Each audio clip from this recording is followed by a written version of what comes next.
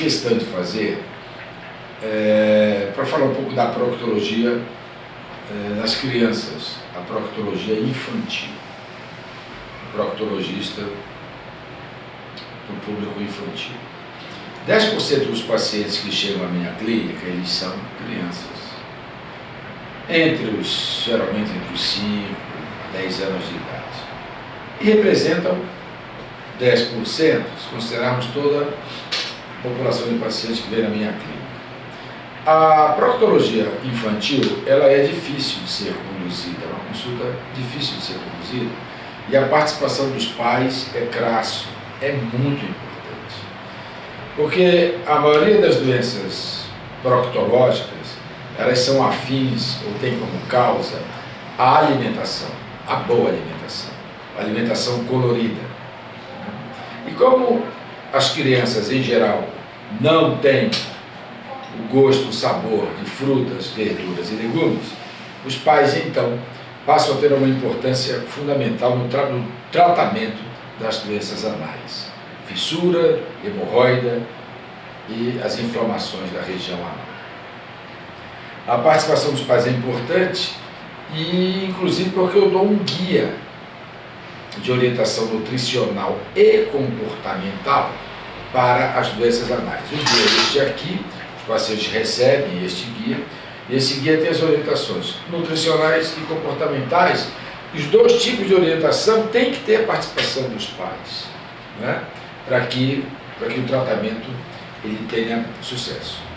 As doenças proctológicas, elas são divididas em clínicas e são divididas em cirúrgicas, de tratamento clínico e tratamento cirúrgico.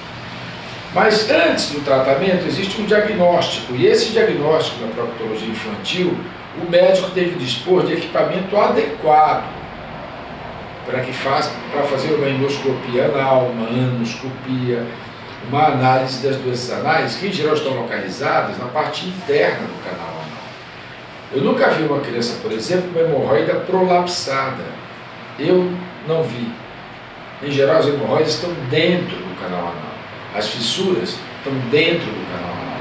Então o médico tem que ter o equipamento adequado, o anoscópio adequado, tipo este anoscópio, equipamento bem delicado, né? Para que delicadamente, após a lubrificação, ele possa ver, com uma boa iluminação, ele possa ver as doenças que estão dentro do canal anal, né? Então o equipamento adequado também conta muito para que a criança que já está agredida pela doença anal fique a mais confortável possível. As doenças anais que eu atendo na minha clínica, que eu atendi até agora, foram a fissura anal, a hemorroida e a fístula anal, abscesso e fístula anal. As fissuras anais, elas são frequentes em crianças, porque tem como causa uma alimentação pobre em fibras, né? De modo que a criança não gosta de fibra. Você dá o diagnóstico com esse instrumento adequado, e eu posso tratar com medicamentos de manipulação, tanto para estimular a formação de fezes macias, de calibre adequado, né, com medicação de uso local, que tem ação anti-inflamatória, né, ação relaxante, para que o ânus possa ter uma abertura, e a associação dessa abertura anal com fezes macias, a criança deixe de ter a fissura anal. Geralmente o resultado é bom, associado a calor local, que relaxa a musculatura perianal, o resultado é bom. Se a fissura persiste, ela deixa de ser aguda, onde o tratamento é conservador, é clínico, com pomadas e medicamentos por boca, e passa a ser cirúrgico. A fissura crônica, aquela que tem uma pelinha grossa, hipertrofiada na volta da fissura. O tratamento cirúrgico, você baixa a pressão do músculo, né, de modo que a fissura cicatrize. A causa da fissura, em geral, na criança, é uma dieta pobre em fibra, né? Então você passa medicamentos que tenham uma ação cicatrizante sobre as fissuras anais. Quem faça também o Botox. O Botox também relaxa a musculatura e determina a cicatrização da fissura anal. A outra doença é a hemorroida. A hemorroida é rara em criança, muito pouco. Enquanto que dos adultos a hemorroida é a doença mais frequente, na população de crianças a hemorroida é rara, pouco frequente. Esses hemorroidas geral na criança são hemorroidas internas, hemorroidas dentro do ânus. Portanto, exige que o médico tenha equipamento adequado para enxergar essas hemorroidas.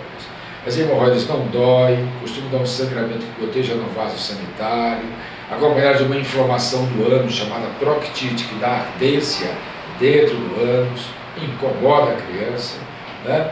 E essas hemorroidas são tratadas também clinicamente. As hemorroidas que persiste o sangramento, apesar do tratamento com calor, pomada adequada, medicamento por boca adequada, persiste, você pode fazer a ligadura elástica, que é colocar um pequeno anelzinho na ponta desse instrumento, e esse anelzinho você vai dentro do ânus e solta uma borrachinha que prende a hemorroida. A hemorroida com 2 a 7 dias seca e cai. É um procedimento pouco agressivo, não vai agredir a criança. Se o anel posicionado for colocado no local exato, no local correto, a criança não vai ter dor, vai ter um desconforto pequeno, se dá anti-inflamatório, e essa ligadura elástica, então, trata as hemorroidas internas que sangram. Você faz procedimento desse tipo, hemorroida interna que sangra. A outra patologia é a fístula, é uma infecção na volta do ânus da criança. Essa infecção começa numa glândula, a glândula infecta, cria um abscesso. O abscesso é uma bola dolorida, dor, calor, rubor, e apresenta aquela bola vermelha, é um abscesso. Às vezes, quando der tempo, faz uma ultrassonografia, confirma a presença do abscesso, você drena o abscesso. Metade dos pacientes que você drena esse abscesso, metade das crianças vão formar fístula. O abscesso drena e fica um trajeto conhecido como fístula. A fístula é uma doença de tratamento cirúrgico. Você vai lá, tira o trajeto do orifício e a criança está curada. A geladeira colorida que eu me falava é a geladeira rica em verduras e legumes. Não é? Então, na sua casa, quanto mais colorida for a geladeira, quanto mais colorida for a mesa, mais saudável em termos de vitaminas, minerais, oligoelementos presentes em verduras e legumes, tão importantes na prevenção das doenças proctológicas na criança. Né? Estão vendo aqui a alimentação ideal, coloque sempre esses alimentos em locais que as crianças possam ver. Assim elas criam um hábito de pegar uma maçã, né? De pegar sempre uma fruta, verdura, de pedir, de consumir uma salada na hora do almoço. Isso é muito importante, porque essas verduras e legumes têm fibra, é a celulose.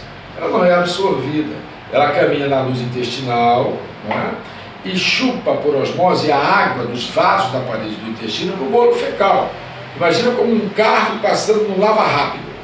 Né? O carro é o bolo fecal, que chupa, é a fibra, que chupa a água da parede do intestino para o bolo fecal, tornando o bolo fecal macio, né? Tornando o bolo fecal bem macio. Então é muito importante que a criança consuma, junto com as verduras e legumes, água. Não adianta consumir verduras e legumes sem tomar água, porque o bolo fecal vai ficar endurecido. E aí o efeito vai ser o que não se quer, vai traumatizar a região anal. Tá? Então sempre fibra, lembra do exemplo, carro passando no lava rápido. A fibra vai chupar a água, vai hidratar a água na parede do intestino para que o bolo fecal saia sempre macio. Né? Essa é a fissura anal, a resultante de uma alimentação pobre em fibra, né? O coduro vai acabar traumatizando, criando uma ferida que pega a parte de pele e um pouquinho da parte da mucosa do reto, dando aquela dor, aquele sangramento quando o bolo fecal passa. Então é muito importante na prevenção já a dieta rica em fibra e no tratamento depois também o consumo de fibra será muito importante. Eu espero que vocês tenham aproveitado essas informações, né, que são muito difíceis de serem encontradas, dirigidas à população de pacientes infantis. Obrigado, um abraço.